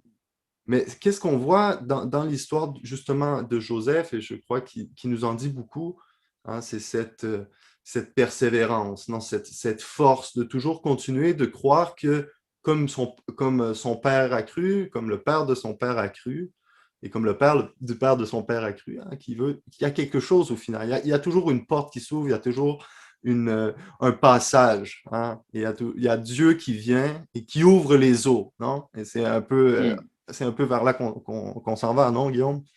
Qu'on s'en va, oui, il faut y aller, oui. Non, c'est intéressant parce que justement, cette expérience de Joseph, à un moment, les Égyptiens vont l'oublier. Et la culture païenne va remanger ce peuple qui était là Prendre comme pour un acquis, signe. non? Ce que je disais justement, c'est ça le problème. Exactement. Le contraire de la gratitude, c'est l'ingratitude, mais c'est surtout prendre pour acquis. On le voit souvent dans les familles, les enfants. Hein, ça, je veux dire, c'est ça qui est ça, non? Hein? Ouais. Mais c'est ça qui est intéressant, c'est que si tu vas lire l'Écriture, tu vas voir que les Juifs doivent construire les villes-greniers. Alors, ce n'est pas les villes-greniers de l'époque de Joseph, mais c'est comme pour dire que les Égyptiens, ils ont compris le truc. Bon, il suffit de faire des réserves pour avoir toujours de quoi vivre. On s'assure le futur. Ils ont la On sera plus formule, surpris. clé en main. Ils ont la formule. Ils ont eu la formule. Joseph leur a donné la formule. OK. Le peuple d'Israël est là comme un témoin du fait que c'est eux qui ont fertilisé cette culture. C'est eux qui ont fait que l'Égypte peut garder cette immuabilité, qu'elle n'est plus menacée par la mort. Eh bien, à un moment, cette culture va les opprimer au point qu'eux vont devoir construire les fameuses villes-greniers de Pithom et Ramsès. Pour assurer au peuple égyptien sa pérennité. Non? Mais c'est très intéressant parce que Dieu ne va pas se scandaliser de ça. Il va permettre cette histoire. Et le peuple d'Israël va devenir un peuple opprimé. Et Dieu va attendre que ce peuple crie. Tu disais tout à l'heure la prière d'Abraham. Non? À un certain moment, Abraham commence à prier. Et donc, le peuple, au moment où vraiment cette étroitesse de la culture égyptienne, qui pourtant ils avaient fertilisé, ils avaient ouvert au monde, quand l'Égypte, qui était devenue la maîtresse du monde grâce à cette ouverture, se resserre dans une idéologie justement oppressive contre ceux qui l'habitent, aussi cette méfiance de l'étranger, il y a une espèce de haine de ces gens qui sont là, qui ne sont pas les nôtres, parce que chaque peuple a tendance à mythologiser la nation comme étant les vrais hommes. Dans l'Antiquité, toutes les nations, elles appelaient les hommes les gens de leur culture, les autres n'étaient pas des hommes, non? Ouais. Donc, quand Misraïm devient étroit, alors là, Dieu doit faire une autre histoire et Dieu va faire une Pâque en notre foi. Et pareil, il va appeler un homme qui eux aussi vont faire, c'est très intéressant parce qu'il y a tout le problème de la vie. Les Midrash disent que le papa de Moïse, qui était un ancien d'Israël, décide avec le conseil des anciens, comme les Juifs sont condamnés à ce que leurs enfants soient tués par les Égyptiens, ils disent on va arrêter de faire des enfants. Et à ce moment-là, Myriam, la sœur de Moïse, la sœur aînée, va dire à son père, tu es pire que Pharaon. Parce que Pharaon tue nos enfants, mais toi, tu leur enlèves la vie éternelle. Parce que tu ne permets même pas qu'ils te naissent. Et à ce moment-là, comme tous les hommes d'Israël avaient divorcé de leurs femmes, justement pour ne pas s'unir à elles, justement, c'est pour ça que dans la Bible, il y a de façon étrange, ils disent qu'ils se connurent, les parents, mais ils avaient déjà une fille. Comment ça se fait qu'ils se connurent? Donc, ça veut dire qu'ils se sont remariés, non, les parents de Moïse, et le fruit de cette union, ça a été Moïse, se sauver des eaux, qui lui aussi va faire une expérience d'être sauvé, un peu comme, alors, différemment, mais aussi il va passer par la mort, par l'exposition, parce qu'il va être exposé, et il va être récupéré par la fille de Pharaon. et il va être ce germe que Dieu va aussi, lui, semer au sein de cette culture égyptienne, parce qu'il va devenir une personne très importante. Les Midrash parlent, il avait un frère qui était le fils légitime de sa mère adoptive, hein, et il y a ce combat qui va se faire entre eux, et c'est très intéressant parce que, justement, dans la Pâque, là, Dieu va faire un discernement. C'est-à-dire, alors qu'avec Joseph, on a vu comment l'Égypte s'est convertie, enfin, s'est laissé informer par la parole, là, il y a une autre façon de faire. Le monde va s'endurcir.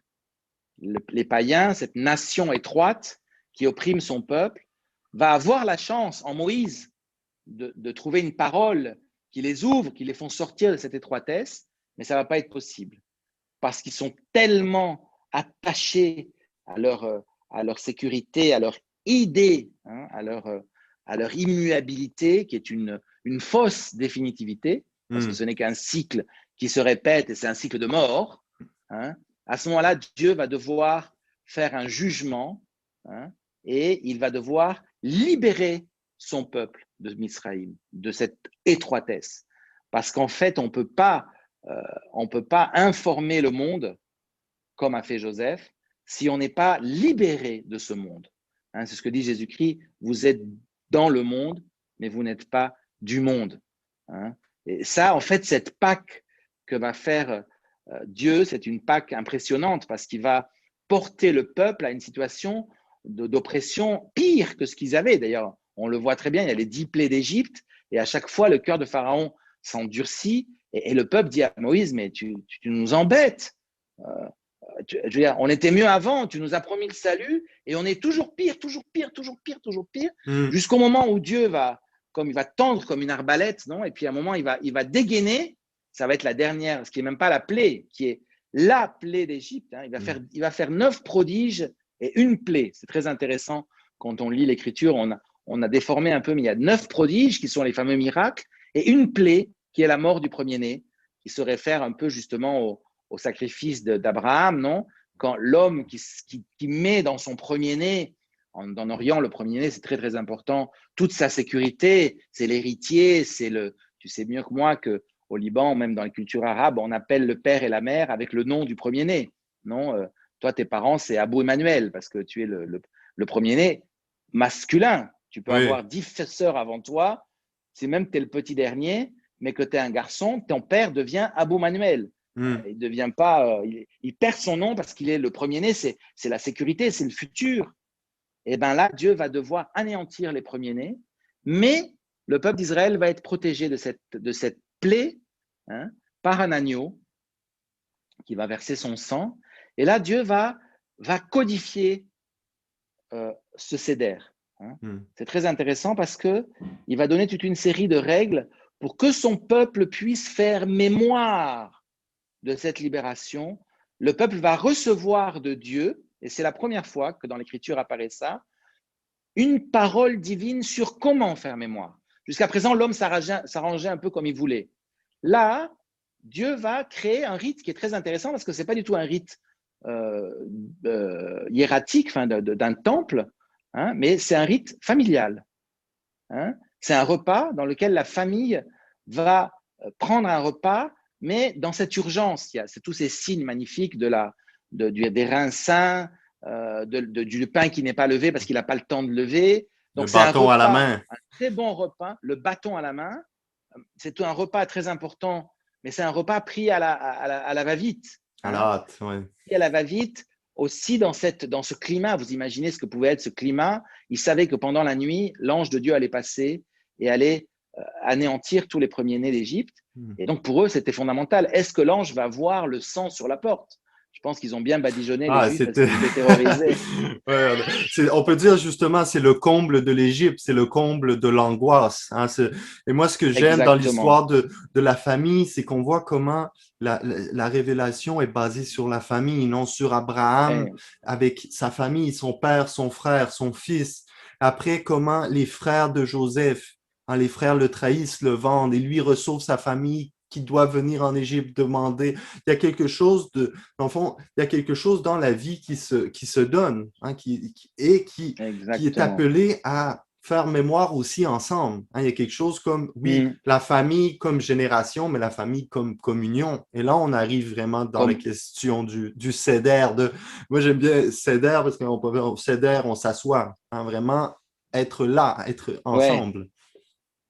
être là, être ensemble et se laisser agir par Dieu, c'est-à-dire obéir aussi à une parole et à des signes que Dieu te donne. Et parce que c'est vrai qu'on peut faire mémoire, je veux dire, euh, quand on a des événements dans notre vie, on garde des mémoires, non? Notre première communion, on fait une petite image, tout ça. Quand on les retrouve des Un années après, ça diplôme, un semble toujours un peu certificat. voilà, mais ça semble toujours un peu dérisoire, non? Hmm. Euh, alors que là, c'est vraiment Dieu qui donne un rite, qui donne une action, non? C'est très fort, ça. C'est-à-dire il y a vraiment ce fait que cette obéissance qui se marque aussi, c'est pas moi qui ai créé un petit souvenir, c'est pas moi qui ai fait un petit dessin, c'est Dieu lui-même qui, encore aujourd'hui, se saisit de mon histoire pour me faire vivre cette expérience qui est enraciné dans le passé, mais c'est lui qui aujourd'hui me dit, fais ça, fais ci, yallah, je viens avec toi, je t'accompagne, je te sauve. Hein? Mhm. Bon, le CEDER, c'est un mémorial magnifique hein, que Israël va garder, enfin, qu'ils vont perdre au long des histoires. Et d'ailleurs, c'est très intéressant parce que toutes les grandes réformes liturgiques, même après la création du temple, qui va arriver très tardivement hein, Oui. dans la tradition hébraïque, au moment du règne, les Juifs vont garder beaucoup les fêtes familiales. Et la décadence, ça va être justement la perte des fêtes familiales. Hein. On le voit avec le livre de Néhémie. Oui. Il y a toujours cette restauration de la Pâque, de la fête de la Pâque. Euh, après, c'est des fêtes aussi de pèlerinage dans lesquelles on monte au temple, mais reste cette centralité de la Pâque qui est le début de l'année, hein, de Oui, l'année liturgique. la tête Après, des mois qu'ils disent l'année, en hébreu, non? des mois, voilà. Et qui reprend tous ces signes des premières épis d'orge ou de blé, avec donc ces pains qui sont les premiers qu'on forme et qu'on offre à Dieu, parce qu'après, 7 semaines après, donc la semaine de semaine, c'est la fête de la récolte, c'est-à-dire on a clôturé la récolte. Hein, Hmm. au Moyen-Orient, la récolte commence en fin mars, début avril. Je suis très content d'ailleurs parce que c'est l'équinoxe, hein, c'est le moment où justement le jour recommence à prendre le dessus sur la nuit. C'est très Oui. cosmique, hein, la fête de Pâques. Là, c'est pour ça que moi j'aime bien quand c'est tôt, parce que physiquement, donc cosmiquement, on est vraiment dedans. Hein, cette première Hmm. lune après l'équinoxe, et ça se termine avec justement cette récolte en juin, hein, fin mai, début juin. On se réjouit et c'est l'abondance c'est la Pentecôte. Hein, c'est Dieu qui descend avec son esprit, sa vie, et qui Hmm. nous envoie, non donc, la fête de Pâques, c'est aussi tout un ensemble très intéressant que c'est aussi lié au Yom Kippour, qui est la fête de 6 mois avant, hein, c'est-à-dire en octobre, qui est la fête du pardon, qui est justement l'équinoxe à l'envers, c'est-à-dire l'équinoxe d'automne, hein, Oui. dans lequel justement il y a un moment où l'homme perçoit que la nuit prend le dessus et il se prépare, il sait qu'il doit mourir. Et il y a un jugement que Dieu a fait, le jugement c'est la récolte. Hein. Les dernières récoltes, c'est le vin, les figues, les produits sucrés qu'on peut garder pendant l'hiver, Oui. hein, les fruits secs. Et cette récolte-là, c'est le jugement. La croix est élevée comme un jugement. Et à ce moment-là, l'Église dit, voilà, Dieu nous juge, le Christ roi vient, c'est le roi de l'univers, il fait la récolte, hein, il récolte son vin dans l'Apocalypse, non, le jugement est même il y a toujours cette idée de la récolte, hein, Hmm. les anges qui viennent Le récolter poulet au pressoir, oui. le Hmm. fruit. Donc la dernière récolte, c'est le Yom Kippour, c'est d'ailleurs le début de l'année, Rosh Hashanah. C'est lié aussi à la fête des tentes, hein, des tabernacles, dans lequel on utilise des rameaux. C'est pas par hasard que les rameaux sont juste avant la Pâque. Dans la tradition hébraïque, les rameaux sont en octobre, hein, la fête des rameaux où il y a ces espèces de palmes dans lesquelles on acclame le Messie et on prie, on fait des grandes prières dans lesquelles on dit Seigneur, sauve-nous, Hoshana, Hoshana, Hoshana. Hein. Hmm. Les chrétiens, justement, ont vu qu'en Christ, parce qu'évidemment, le Christ ne pouvait pas mourir en octobre et ressusciter à Pâques, ça aurait été un peu long. Donc, le Christ va reprendre toutes ces grandes traditions qui sont une seule tradition, qui est la tradition de la Pâque. Hein. Hmm. Dieu va semer dans l'année cosmique de son peuple toute une série de fêtes dans lesquelles le peuple va devoir faire mémoire que c'est Dieu qui sauve, que la définitivité n'est pas dans l'installation, mais dans le fait de dépendre de Dieu, hein, de dépendre de son salut, hein, que c'est lui qui ouvre la mer. Parce que même une fois que le peuple va sortir de l'Égypte, on pourrait penser que c'est terminé. Eh bien non. Dieu l'a sauvé déjà de l'Égypte, mais Dieu doit lui faire l'expérience que ce salut n'est pas un sortir simple, mais c'est aussi marcher dans un chemin que l'homme lui-même ne peut pas ouvrir, qui est la mer, la mort. Donc, le peuple d'Israël raconte que la Pâque, c'est un peu comme une colombe qui est agressée par un faucon qui veut la dévorer, et elle vole à toute vitesse, et au moment où elle va trouver finalement un trou dans la roche pour se réfugier de ce faucon qui veut la dévorer, de ce trou sort un python qui veut la dévorer, et à ce moment-là, quand elle a derrière le faucon et face à elle ce serpent venimeux qui veut s'en emparer, eh bien, Dieu la prend et lui fait faire Pâques. Ça, c'est le passage. Ce passage qui est justement le passage dans une réalité. Le psaume dit « Sur la mer passait ton chemin et nul n'en connaît la trace ». Personne ne peut savoir où passe le chemin de Dieu parce qu'il passe dans un endroit où il amène l'homme. C'est pour ça que le Seder, c'est aussi une façon pour Dieu d'amener l'homme sur des traces que l'homme ne connaît pas. Hein? C'est ça la Pâque. C'est aussi ce qu'on a vu se préparer, passer par quelque chose qu'on ne connaît pas. Hein? Et c'est pour ça que Jésus-Christ va s'approprier de ce Seder et va dire, voilà, Saint Pierre dit, il a laissé des traces, Jésus-Christ, en parlant de sa passion. Hein? Il fait référence à ces traces dans la mort, non? Dans la mer. Hein? Ce sont les traces de Christ. Et il les décrit, insulté, il ne répond pas, méprisé, il ne tient pas rigueur. Et nous, cette image de cet homme qui va accepter de donner sa vie, de pardonner, hein, qui va être justement l'épiphanie de cet amour qui n'est plus l'amour érotique, de l'échange, je t'aime, tu m'aimes, on se complète l'un l'autre, mais qui est justement ce don gratuit de Dieu, qui est cette transcendance absolue, cette définitivité de l'amour qui passe la barrière de la mort, qui passe la barrière du péché, qui passe la barrière de la haine, qui est une chose totalement que nous désirons au fond de nous, tous les hommes, mais que nous n'avons pas naturellement. Il faut que ce soit Dieu qui nous le donne. Et ça, Jésus-Christ, il va donc rentrer dans cette mort, se saisir de ces signes que Dieu a créés tout au long de l'histoire du peuple d'Israël avec ce Seder pascal, cet ordre, hein, cette action de Dieu dans lequel le peuple se laisse agir par Dieu. Dieu lui-même, dans la personne du Christ, du Fils de Dieu incarné, va l'accomplir, va le faire propre. C'est-à-dire, ce n'est plus l'homme qui se fait saisir, mais c'est Dieu qui dit « Ceci est mon corps ». C'est-à-dire, c'est plus le mémorial de la fuite de l'Égypte, c'est plus une action que Dieu a fait pour vous, mais c'est moi, c'est Dieu même, c'est moi, c'est mon corps qui se livre. Hein? Et donc là, c'est Dieu qui… justement… Non, fini, je vais… C'est justement cette semence définitive de la vie éternelle au cœur de l'histoire. Ça, c'est la Pâque.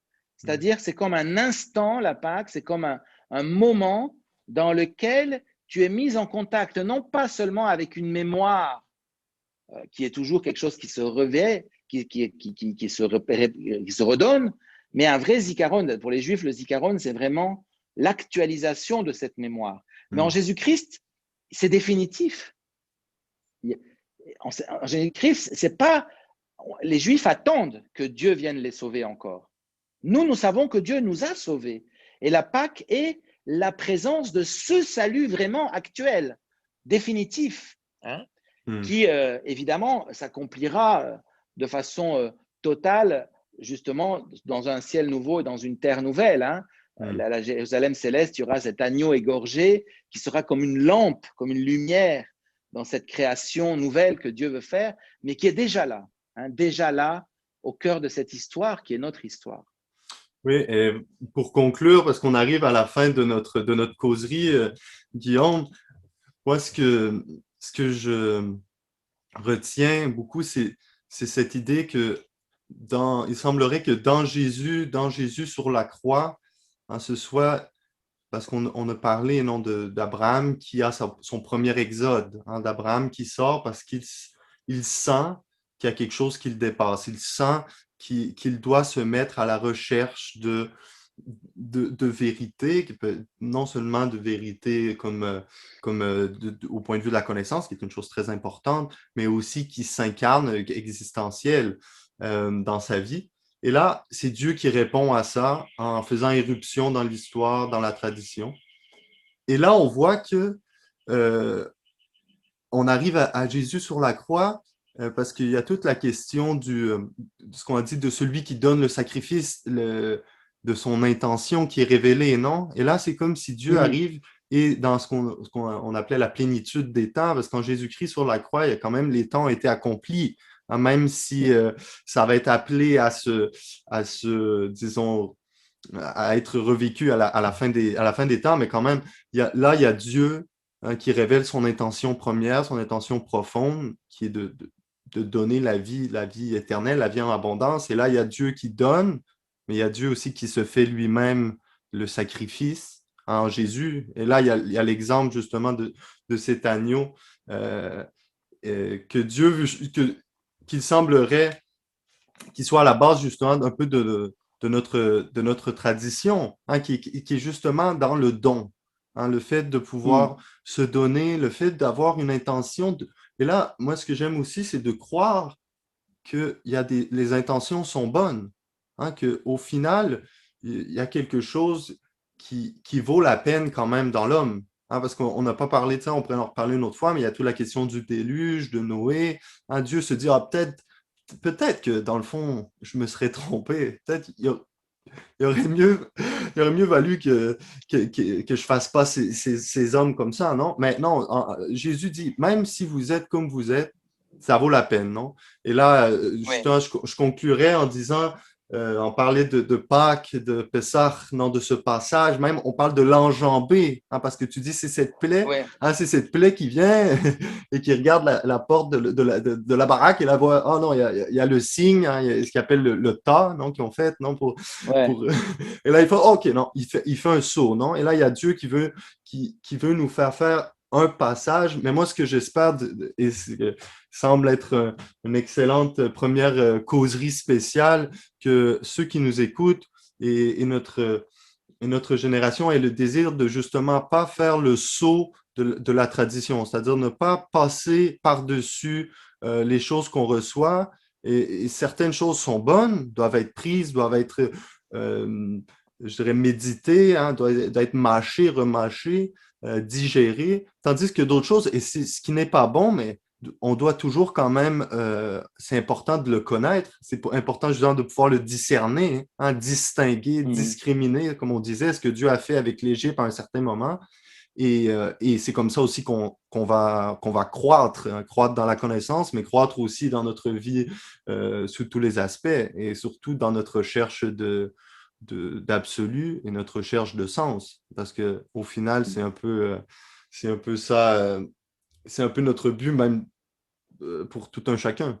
Alors, je ne sais pas, Guillaume, si tu veux nous donner une petite parole pour finir, mais sinon, on est déjà presque à 1 heure et demie. On a fait une très belle causerie. On s'est donné, pour nos éditeurs, si vous avez, si vous avez eu le souffle long, si vous avez décidé de partir faire ce marathon avec nous, on s'était donné plus ou moins un cadre, mais on ne savait pas où que ça allait nous mener. C'est un peu notre intention, c'était de se laisser porter, de se laisser prendre par la conversation.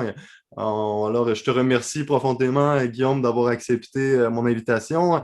Et je pense qu'on a ouvert tellement de portes qu'on ne pourra pas les finir d'ici le prochain passage, la prochaine Pâques, et que ça va nous donner des occasions de pouvoir reparler, de pouvoir parler de d'autres aspects, de pouvoir, je sais qu'il y a beaucoup d'autres questions qui t'intéressent aussi même sur le mythe, ou en tout cas, il y a plein de choses qu'on pourrait parler. Et je te remercie Écoute, beaucoup. moi, je suis très, très heureux parce que c'est toujours inspirant. Hein. Tu sais ce qu'on disait tout à l'heure de tahadassa, non? De dialoguer. C'est vrai que moi, j'avais des idées, tu avais les tiennes. On a dit beaucoup de choses qu'on avait plus ou moins convenues. Mais c'est ça qui est beau dans ce dialogue, et c'est un peu ce que fait Dieu à travers la tradition, c'est-à-dire il nous interpelle, il nous répond, et c'est quelque chose qui crée, qui grandit. Et c'est vrai que ce qui est beau dans ces causeries, c'est qu'on a peut-être dit des choses qu'on n'aurait jamais pensé dire, on n'a peut-être pas dit certaines choses qu'on aurait aimé dire, mais on pourra les dire une autre fois. Et l'important, c'est vraiment, voilà, que moi j'espère que nos auditeurs aient pu saisir un peu la beauté de cette chose et comment cette tradition, elle n'est pas loin de nous. Hmm. Elle est, elle est proche, hein, elle est proche. Au fond, quand nous nous lavons les dents le matin, nous faisons un rite. Au fond, quand nous tombons amoureux de quelqu'un, nous voulons donner tout. Enfin, ces choses-là, elles sont là dans notre cœur, dans notre intelligence, dans notre…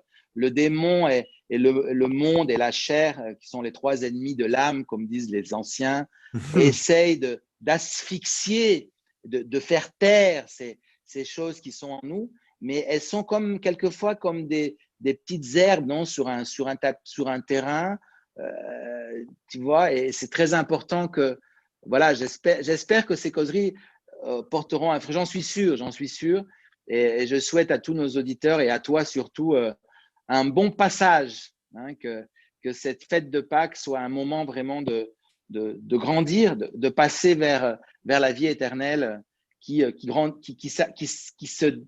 s'installe dans notre existence avec toujours plus de vérité, de force, et qui nous donne le bonheur, hein, qui nous donne la joie justement d'être déjà dans cet autre monde qui est le monde de Dieu, le monde de la grâce, le monde de l'amour. Parfait, merci beaucoup, Père Guillaume, et on se revoit pour nos auditeurs, pour tout le monde. On se revoit sans doute la semaine prochaine. Et n'hésitez pas à partager, à nous laisser des commentaires. S'il y avait vous avez été plus interpellé par une question qu'on a passée un peu vite ou que vous voudriez qu'on revienne ou qu'on en parle, c'est toujours important pour nous. Ça nous permet de continuer justement ce dialogue avec vous. Ça nous permet de pouvoir plus approfondir et au final de continuer notre recherche de sens, notre recherche d'absolu.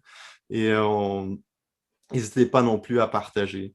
Alors, c'était Emmanuel avec le Père Guillaume entre Rome et le Liban. Et on se revoit très bientôt. Merci.